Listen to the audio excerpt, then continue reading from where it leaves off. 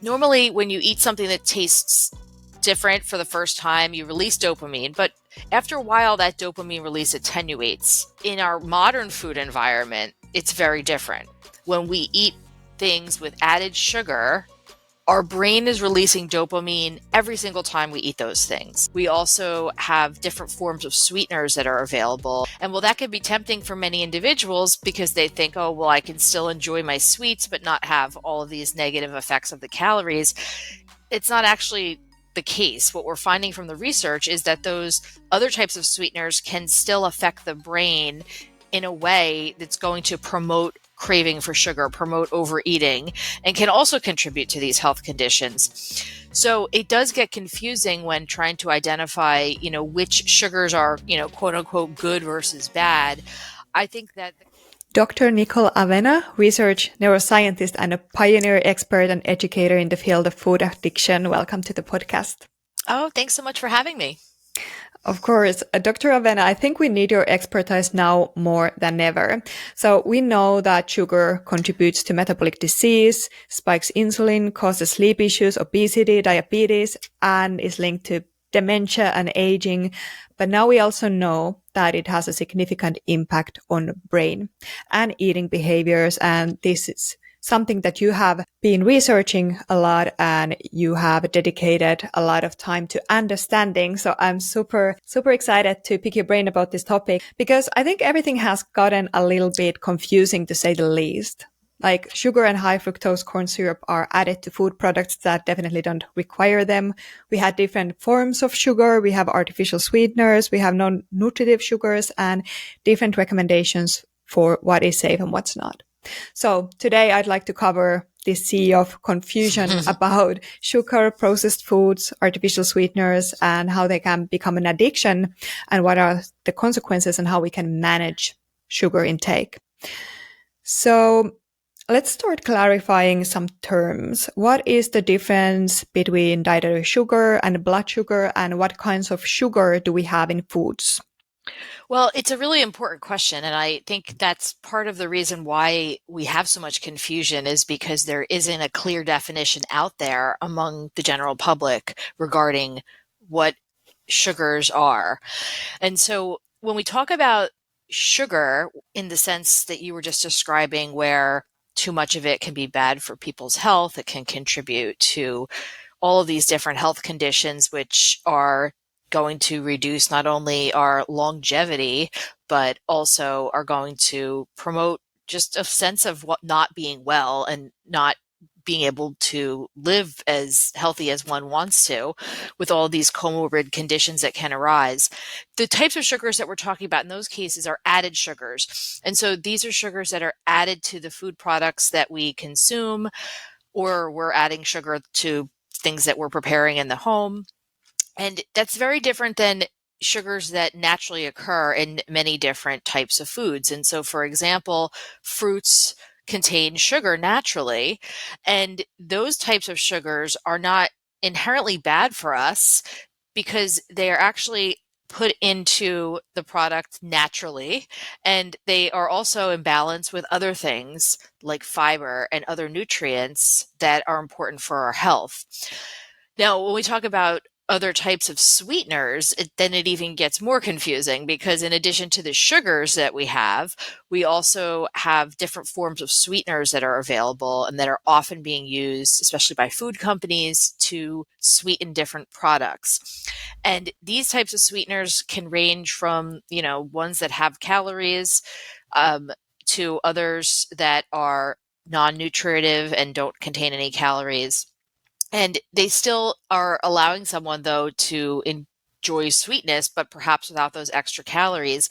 And well, that can be tempting for many individuals because they think, oh, well, I can still enjoy my sweets, but not have all of these negative effects of the calories. It's not actually the case. What we're finding from the research is that those other types of sweeteners can still affect the brain in a way that's going to promote craving for sugar, promote overeating, and can also contribute to these health conditions. So it does get confusing when trying to identify, which sugars are, quote unquote, good versus bad. I think that the conversation really just needs to be about understanding the different forms of sweetness in our diet and trying to really reduce it. Yeah. Okay. So you said that what do the sweet flavors do in our brain? Like that's very relevant. And so what happens in the body and in the brain when we eat sugar? Like walk us through what happens to me when I eat a piece of chocolate. So normally when somebody eats something that's sweet, it activates our brain in a way that is going to cause sense of reward and pleasure. And this is normal and natural, and we would expect this to happen because we're born and we've evolved to actually prefer the taste of sweet. If you think about our hunter and gatherer ancestors, we used to have to roam around the forest searching for a berry bush or finding something to eat. And when we did stumble upon that berry bush, the berries that are sweet are the ones that are safe to eat. The ones that are sour are the ones that have fallen to the floor and are rotting, and those are the ones that we want to avoid. And so we have this innate inborn preference for things that are sweet. Typically in nature, things that are sweet are safe. Same with babies. When babies are born, the very first thing that they usually have is breast milk, and that tastes sweet. And so babies are drawn to that. So we have this pleasure and this derived desire to have things that are sweet based off of just evolution. And what happens in the brain is that in our modern food environment, it's very different. So normally when you eat something that's sweet, it will cause your brain to release neurochemicals like dopamine. It'll also release endogenous opioids, which are binding to receptors in our brain that are going to provide us with feelings of pleasure and reward and reinforcement. And if you're used to eating chocolate and you've had it a couple of times, normally, that dopamine release isn't going to happen all the time, right? If it's a novel food, something that you've never had before, then you're going to be aware and your brain's going to release dopamine in response to tasting something new. That's partially because our appetite system has been developed such that we're very particular about new flavors, new tastes. We have something called neophobia. And you can see this really readily among young kids. They don't really like to try new things all the time. If, you buy a different brand of something and it's a different color slightly, kids are really wary of that. That's actually a good thing because we have to be wary of strange looking foods and different tastes because, we've been programmed to be concerned about the fact that we could be poisoned by the things that we put in our bodies if we're not careful. And so normally when you eat something that tastes different for the first time, you release dopamine, but after a while that dopamine release attenuates and you don't release dopamine in response to, eating the things that we eat every day. Now, the problem is that in our modern food environment, when we eat things with added sugar, our brain is releasing dopamine every single time we eat those things. And Hmm.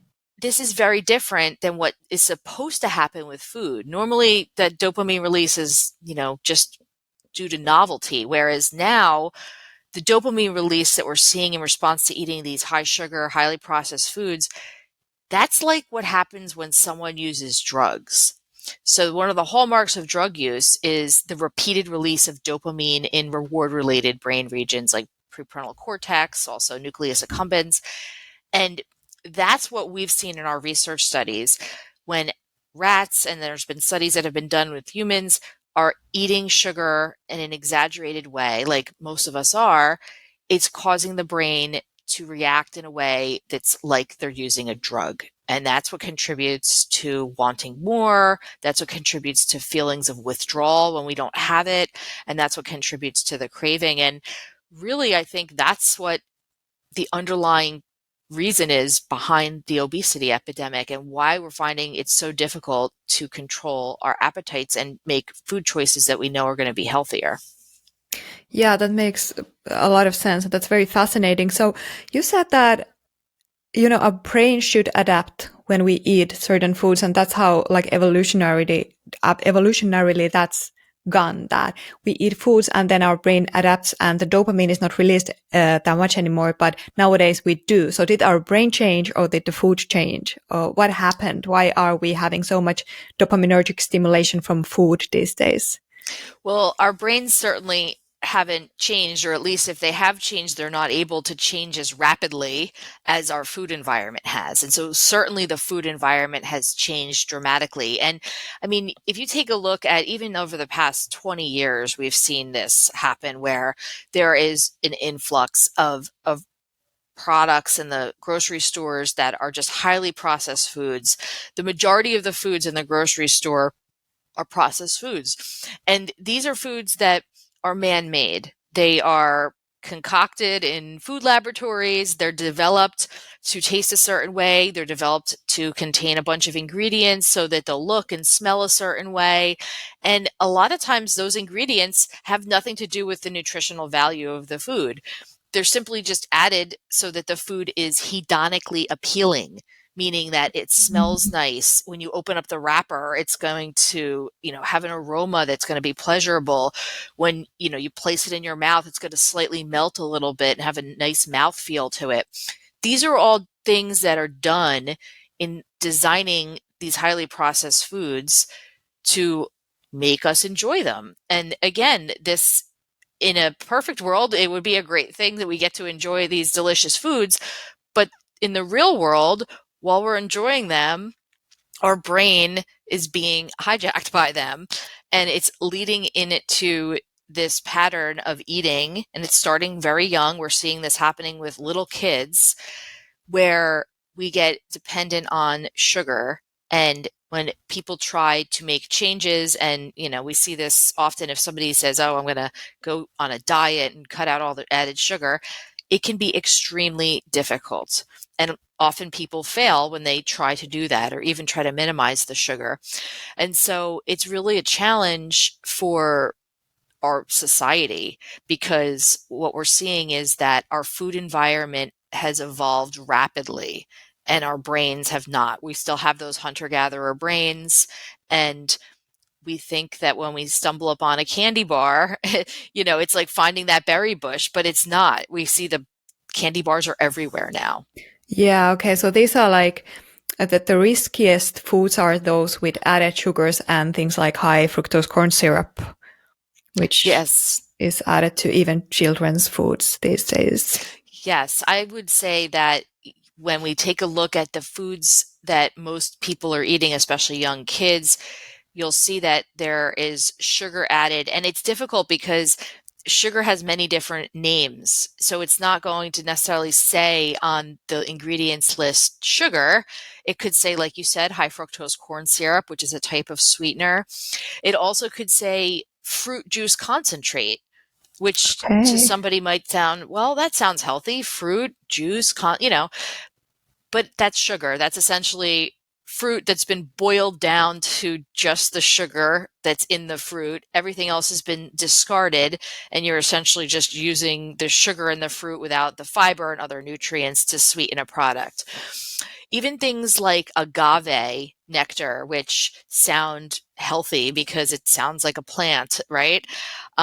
Again, same thing. It's boiled down into, the sugar essentially, and that's what's used to sweeten the product. So you have to be very careful and aware of all the different names that are out there for added sugar. Products don't simply just say that this contains added sugar. In the United States, we have a nutrition on our nutrition facts label. Over the past couple of years, it's become a requirement that companies disclose how much added sugar is in a product. And so they have to list the amount of added sugar in grams and then also provide a percentage of the daily recommended value of added sugar. And so we do have a little bit more clarity, but the sneaky reality is that many of the food companies didn't want to have to say that the food product contains 300% of your daily recommended value of added sugar. And so what they've done is to put some of these other sweeteners in the product along with added sugar.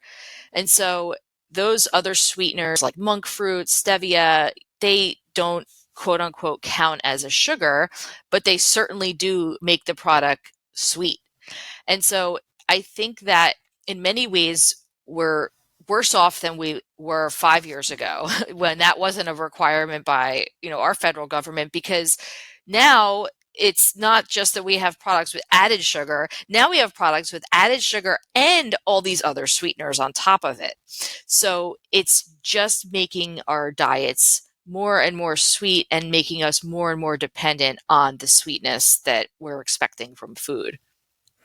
Okay, did I got it right? So basically the added sugars there, the actual sugars are there to make us addicted or, can potentially cause addiction, whereas certain sweeteners like stevia and monk fruit are there to bring the flavor. So we would attach the sweet flavor to the behavior, and that can make us even more addicted to the food. Yeah, people will often ask, if things like stevia, monk fruit, are they also addictive? And my answer is it's the sweet taste that's addictive. And so when we try to just simply, swap out sugar and swap in one of these alternative sweeteners, that's not really going to work, because we've shown in our research studies that just the taste of sweet on the tongue is sufficient to release dopamine in the brain. And Wow, so okay. it's really more about, the effect that we have when we ingest sugar. When you ingest something sweet like sugar, or even if you ingest monk fruit or stevia or one of these other products, it's activating the brain reward system regardless of what type of sweetener you're using. Now, I'm not saying that we should forget about these other types of sweeteners. I do think that they do have some value. I think that especially people who are trying to reduce added sugar in their diet, if they could use some of these non-caloric sweeteners as a crutch to help them, get all the sugar out of their diet, that's great. But I don't think that should be the end goal. I think that the end goal should really be to reduce the amount of sweetness that people have in their diet. If you think about beverages, for example, many people drink sugar sweetened beverages throughout the day, or if they have coffee, they have it flavored with different sweeteners.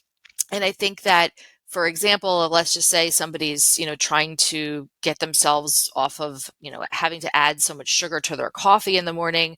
I think maybe stevia drops or monk fruit in that case could be useful. But eventually, my advice to that person would be, let's try to use less and less and less of it until the point where maybe you don't have to have added sweetness in your coffee. I think that's really the problem that we're finding ourselves in, is that when you look at a diet of an individual throughout the day, you can see that there's so many points in which sweetness has been injected, right? It's not just like, you have some sweet fruit maybe with breakfast, or you have, dessert in the evening. What we see now is that throughout the entire day, it's just one thing with sugar and sweeteners in it after another. It starts off with that morning coffee with the sweetened creamer, and then, we go on to the pancakes with maple syrup, which has sugar in it. Syrup is another word for sugar. And then, lunch, and then frappuccinos, all these like beverages that people have throughout the day. It's just this ongoing consumption of sugar, and that's really affecting our brain and causing us to crave it. Wow. Okay. So I definitely want to know more about how we can control sugar cravings, how we can reduce the amount of sugar that we have in the diet. But yet to clarify some of the sugars, natural sugars and added sugars, is like, what is brain reacting similarly to, let's say, a piece of fruit than the piece of chocolate?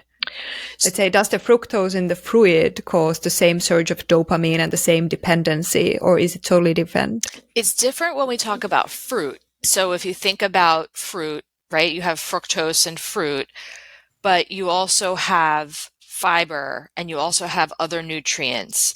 And you also have an amount of fructose that is much, much less concentrated than the amount of fructose that would be in high fructose corn syrup that would be added to, let's say apple juice. And so when we're looking at the effect of eating fruit on the brain, we're going to see that it's going to be much less in terms of releasing dopamine and a rewarding response than if somebody were to be drinking fruit juice, for example, that's sweetened with something like high fructose corn syrup or sucrose or even any of these other types of sweeteners that we've been talking about. So I think it's really about, looking at things like I tend to look at things like fruit as a perfect example of, if you are craving sugar, go for fruit because it's packaged in a way that's going to give you a healthy dose of sugar, a healthy dose of sweetness. It's an appropriate amount of sweetness because nature created it. Whereas, we've become accustomed, unfortunately, to preferring much higher concentrations of sugar because we're eating all these sugar sweetened cereals. We're having, all of these granola bars and breakfast bars and all of these processed foods that have so much added sugar that our threshold for what's considered sweet has actually become pretty high.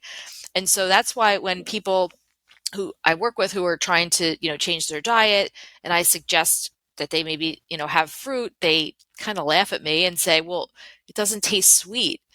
And that's because to them it doesn't, because our palates and our brains are so used to this excess sugar from all these other foods.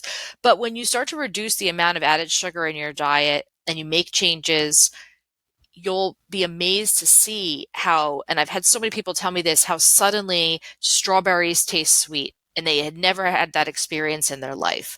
And same with other types of fruits. It suddenly tastes sweet.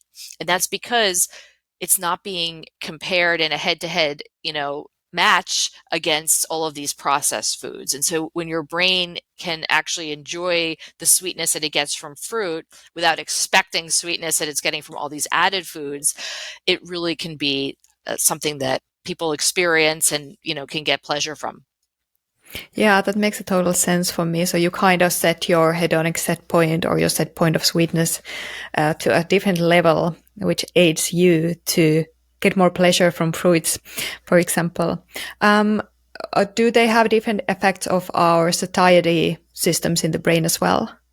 Do fruits have a different effect on our satiety system? Is that what you're Yeah, asking? fruits versus added sugar. Absolutely. So, if you eat fruit versus drink fruit juice, you're going to find that you're going to be much more satiated because you are consuming something in the fruit that contains fiber, and the fiber adds to our feelings of satiety. When we eat things that contain fiber, it causes, us to have a sensation that we're going to feel full sooner. And if you think about this, if, I challenged you to eat, let's say, 5 apples, you could sit down and you'd sit there and eat them, and it would probably take you a while, and you'd probably need to take a couple breaks because 5 apples is kind of a lot. But if I were to tell you, let's take 5 apples and juice them and just use the juice, you'd be able to drink 5 apples worth of juice probably in a few minutes. And so Mm. that's the big difference. When we look at juice versus actual fruit, we're not getting the fiber that we would get from whole fruit. So I suggest that when, people are focusing on fruit, if you are in a rush, try to put it in a smoothie, but make sure that you're using the whole fruit. Don't use the juice because the juice is essentially just the sugar, and it's going to provide you with less nutrition. And also the juice is going to not cause you to feel full. You'd feel really full if you ate 5 apples, but if you drank a can of apple juice or a glass of apple juice from 5 apples, you probably wouldn't feel full. And so Mm. focusing on the whole fruit is the way to improve satiety. Yeah, makes a lot of sense. So, what are the signs and symptoms of sugar addiction?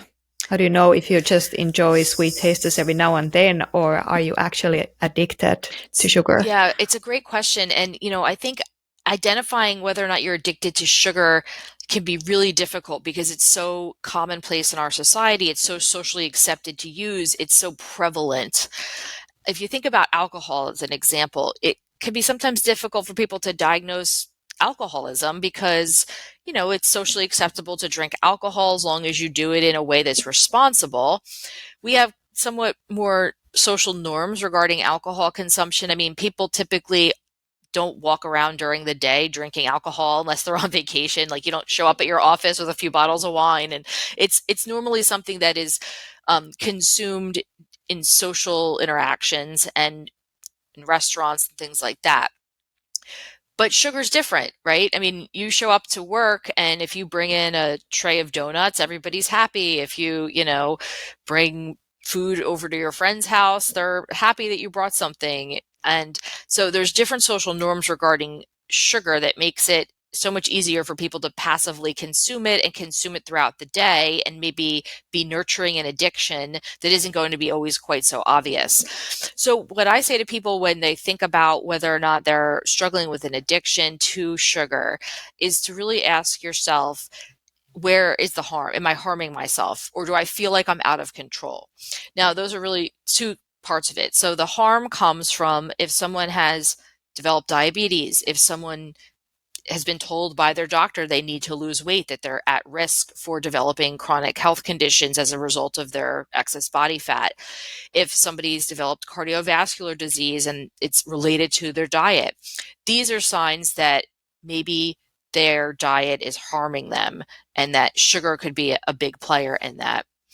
Also, the loss of control, I think, is really an important part of it. If you feel like you're out of control, that you don't have control over what you are eating, then that's usually an indicator that you might have an addiction. And so that's what really separates people who just casually enjoy sweets now and then and can say no from individuals who are addicted. People who are struggling with a sugar addiction really have a hard time saying no and limiting how much they're consuming. How do our cells react to sugar? What are the harms that come, the metabolical processes that happen that contributes to things like, well, addiction as well, but obesity and health, adverse health effects? Well, I think when it comes to sugar, one of the biggest things that we see in terms of how our body reacts is that when people consume excess amounts of sugar, it can cause alterations in the balance of their blood sugar and their insulin levels. And so there's going to be an excess amount of sugar circulating in the blood, which we don't want to happen. We want to have insulin pulling that sugar in our blood into cells so that it can be utilized as energy or stored for later energy or converted to energy in some other part of our body.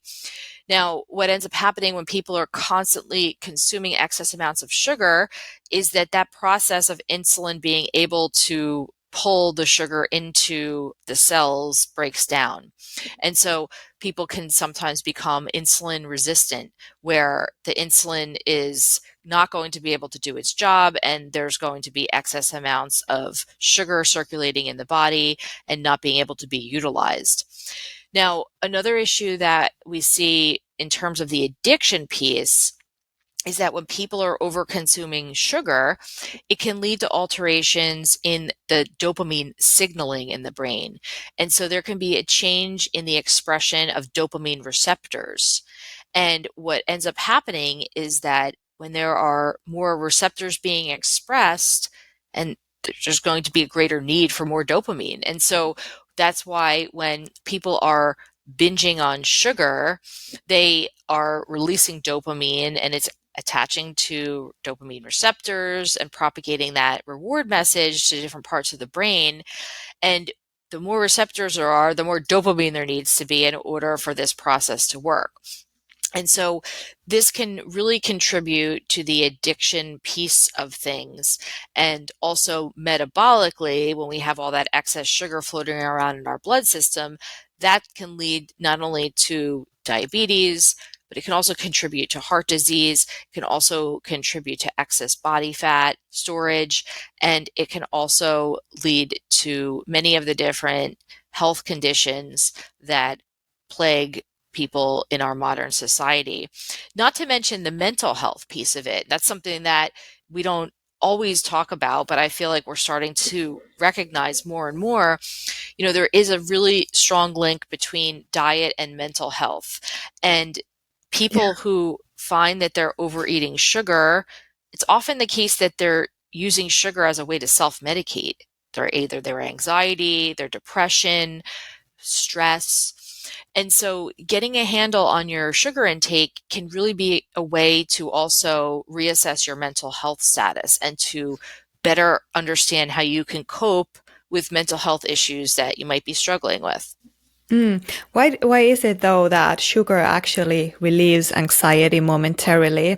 Like your research has shown that it does attach to or stimulate also the opioid Hmm. receptors, for example, that are also stimulated with the cannabis use and things like that. What are the metabolic processes that leads into the momentarily relief of anxiety So, by sugar? yeah, it's very similar to the way in which drugs of abuse can momentarily relieve anxiety and kind of make us relax and feel good. Basically what happens is that when we consume sugar, it binds to those endogenous opioid receptors that we have, and it can then cause us to feel good, it can cause pleasure, and that momentarily can make us feel less anxious. And so that's one of the reasons why it can be a very powerful way to mitigate anxiety and to manage stress. And that's why people find that they comfort eat, or if they're upset about something or stressed about something, they maybe eat things that are not exactly super healthy, but it makes them feel better. And it's a way to kind of damper down that stress and the anxiety that people might have. And I think that a lot of people don't always realize that they're doing that, right? That they're using food as a way to self-medicate until they start to keep a food diary or, really pay very close attention to their food choices and why they're making them and what are the circumstances surrounding those choices. And it's often very clear that it's linked to helping to manage mental health and to manage somebody's mood. Mm. Yeah, makes sense. So my question is, with all this information, especially with artificial sweeteners and all these added sugars and how big of an impact it does have not only to our metabolic health and body, but also to our brain and dopamine, which is like known to be so important for our mental health balance, motivation, and life in general. So sugar is by the FDA classified as generally Yep. safe. Do you think it is safe to consume sugar? I think it's safe in moderation. I think the problem is that it's not consumed in moderation, it's not used in moderation. And I think that it's something that,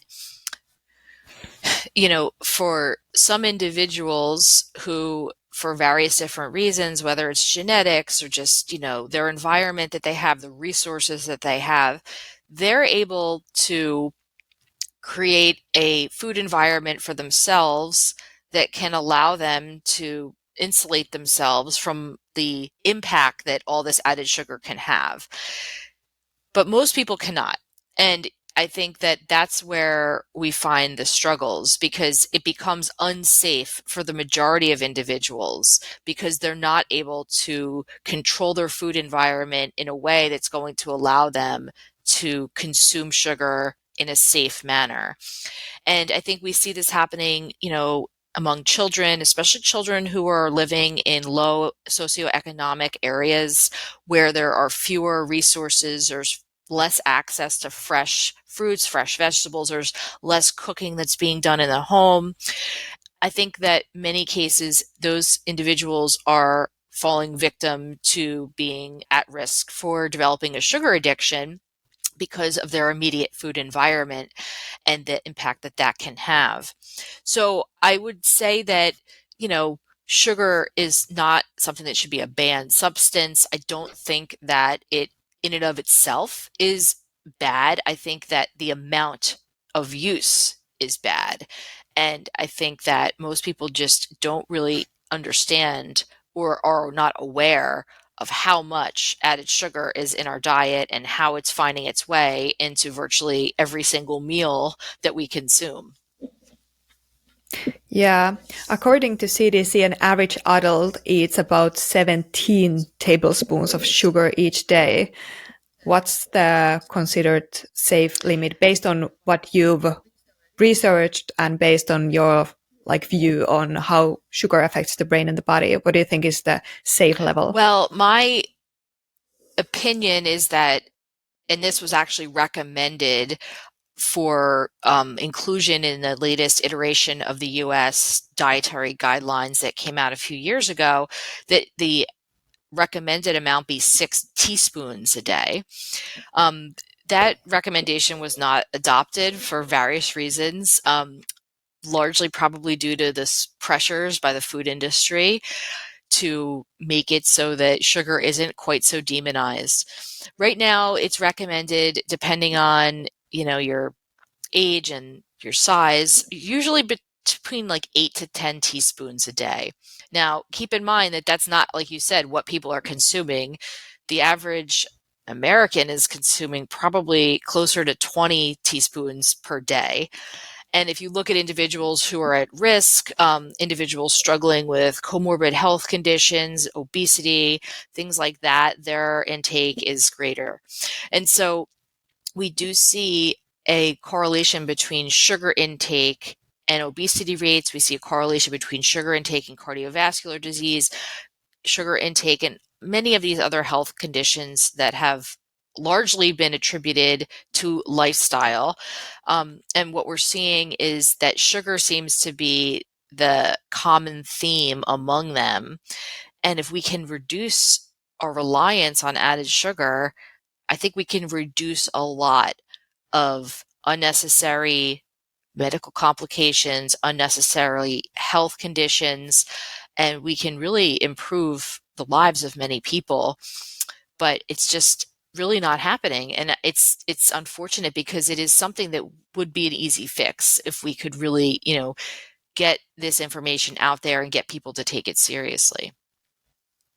Yeah, yeah. I mean, many people are now looking the ways to reverse aging Mm. and extend lifespan and health span. And many people are willing to take supplements like NMN and, very little research supplements as well. But then reducing sugar is very hard for us, probably due to how our brain work and how is it added to every product in the market these days. Yeah, I mean, I would say to anybody who's trying to slow down their aging, before I pop any pill or jump in a cold pool or, go in the sauna or whatever all these other suggestions have been, I would just drastically cut back on added sugar, because that in and of itself is going to improve longevity. It's going to improve our livelihood, and it's certainly going to have a positive impact on our appearance, and it's going to help people, to stay feeling young for a longer period of time, for sure.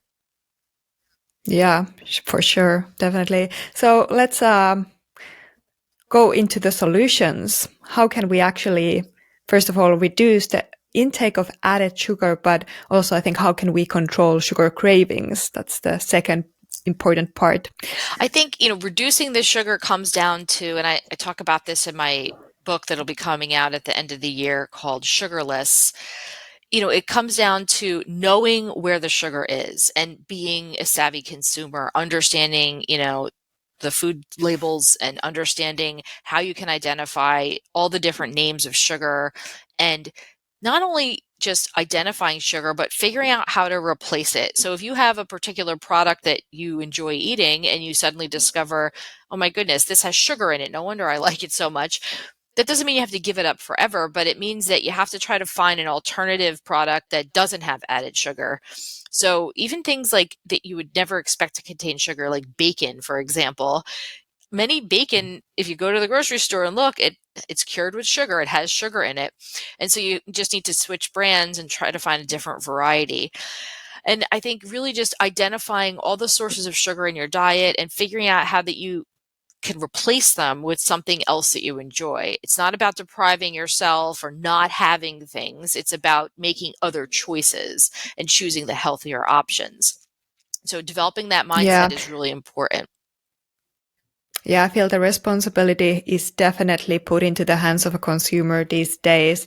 Like, unfortunately, we cannot really trust labels anymore. Even if it says natural, no added sugar doesn't mean that it doesn't have the sweet taste, which can be equally addictive. And yeah, Yeah. natural doesn't mean anything these No, it doesn't. days. And you bring up a good point. I think most of us assume that if you go in the grocery store that everything in there is safe to eat, right? We don't worry that the things are going to be poisoning us or killing us, and you assume that the food is safe, but that's not the case. The food is not all safe in the grocery store. You need to carefully curate what you put in your grocery cart to make sure that it is safe. And I think that involves sifting through the labels and understanding what products you're buying. And I think a lot of that, like you said, it comes down to being on the consumer. You cannot rely on the grocery store, the government. You cannot rely on these other agencies to do that for you. It's really going to be a personal choice. Yeah, and I mean the best food choice is the food without the label. It's true. And again, we've become a very busy society. A lot of us have become reliant on processed foods because of the convenience. A lot of families, with little kids, they're juggling multiple careers. Maybe they're a single parent and there just isn't enough time, it seems, to do all the things that need to be done. And unfortunately, the first thing that gets sacrificed is cooking and preparing meals at home. And with that comes, again, our reliance on these processed foods, which contribute to the sugar addiction. And so I think helping to figure out strategies to be able to cook more often at home, get kids interested in preparing their own foods, making sure that, we get access to fruits and vegetables on a regular basis, making sure that we're incorporating a variety of different types of foods into our diet. That's important. And I think that if we can move away from the reliance on processed foods and move back toward cooking for ourselves and preparing foods from scratch, it can really make a big difference. And yes, it's a time commitment. And yes, not everyone loves to cook, but I think everybody loves to be healthy, right? And loves to live. And so if that's going to be what needs to be done in order for us to come out of this situation and better the health of ourselves and our family, then it's a step that just we have to take. Yeah, definitely becoming interested in food and cooking. That's a great point that already starting when people are young to make them very interested in cooking and what's in their food. That will like save our society to some It's degree true. because the ignorance is the way. And it's not ignorance by choice necessarily. It might be just like a habit. Exactly. And it's funny because when I was younger, I'm dating myself here, but when I was younger, I had to take home economic classes in school.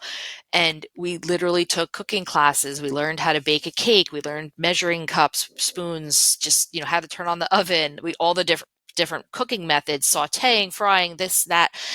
And it was something that was taught to children in public schools. And now that's not done. And so if you want your children to learn how to cook, you better teach them yourself. And so it's really a skill that needs to be taught at home. And it's something that is somewhat of a lost art and a lost necessity for our well-being. If we have a generation of young people who don't know how to cook or don't appreciate cooking, we're going to be in big trouble because it's just going to increase our reliance on the processed food. And that's something that we need to get away from. So if we really want to make a change, we have to get young kids interested in cooking and interested in creating their own foods and designing their own palate and designing this type of diet that they're going to enjoy, but it's not necessarily going to be something that's, heated up in the microwave or coming, in a processed package. Yeah, definitely. So one question, if you would have to make a choice between having Coca-Cola or having the zero version of Coca-Cola, I know that, the best thing would probably be take neither. Mm. But, for the brain, for the addiction potential, is some of these better? So I would say it's a difficult question to answer. The response I would give is that I would have the Coca-Cola with actual sugar in it. The reason is because what happens when we become overly reliant on consuming beverages that have these alternative sweeteners is that our brain is expecting it to contain calories and it doesn't. And so our brain reacts in a way that over time, you know, it's going to essentially expect that when we taste something sweet, it's going to have calories. And when it doesn't, when you do that over and over again, your brain's going to react by telling your body that, oh no, if you taste something sweet, it doesn't contain calories. So we better, store it as fat. We're not going to have calories immediately ready to burn as energy. And so it changes the physiology of our brain when we do that. And so our brain thinks sugar is sugar. It doesn't necessarily think, stevia and monk fruit and all these other sweeteners are the same. And so that's why I would choose the sugar sweetened version. Now, I think if we're talking about individuals, who are trying to wean themselves off of sugar, if they have an addiction and they're really trying to, then I would suggest, consider swapping in some of these alternatives to help you. But like I said earlier, the goal has to be at the end of the day to just de-sweeten our diet, because that's really the big problem. We've become so dependent on having sweetness in our diet, and that's what's led to this addiction. Yeah, definitely. And we are obviously not recommending anyone to drink Coca-Cola.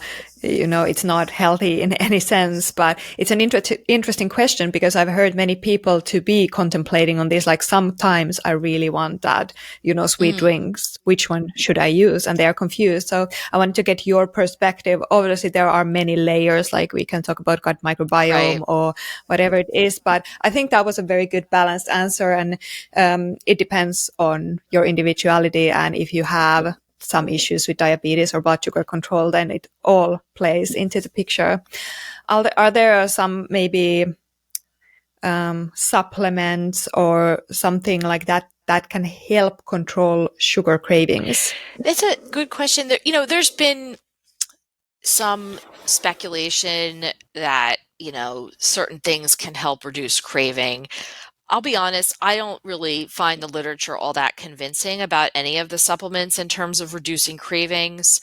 I think that if anything, maybe trying to find a way in which, you know, you can change your mindset around the way we approach food, to me, is a better strategy than, recommending a supplement. I don't really feel that people are, so the point of a dietary supplement is to fill a nutrient gap.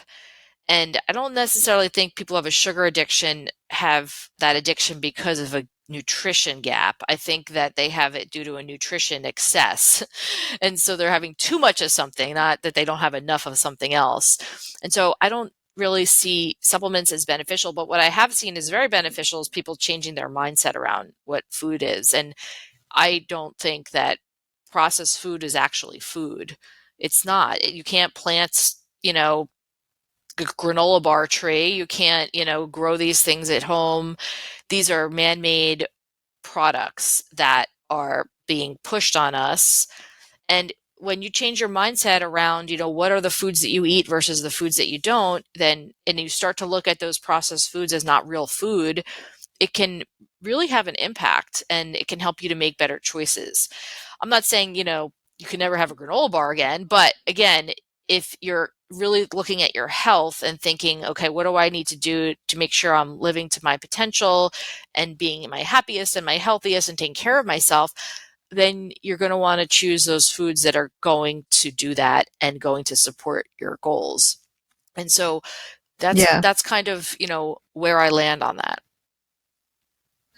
Thank you. Yeah, that's an excellent point. So changing the relationship with food is the first step to start making the long lasting change. And I think, yeah, that's the only way to make a long lasting Yep. change. For sure.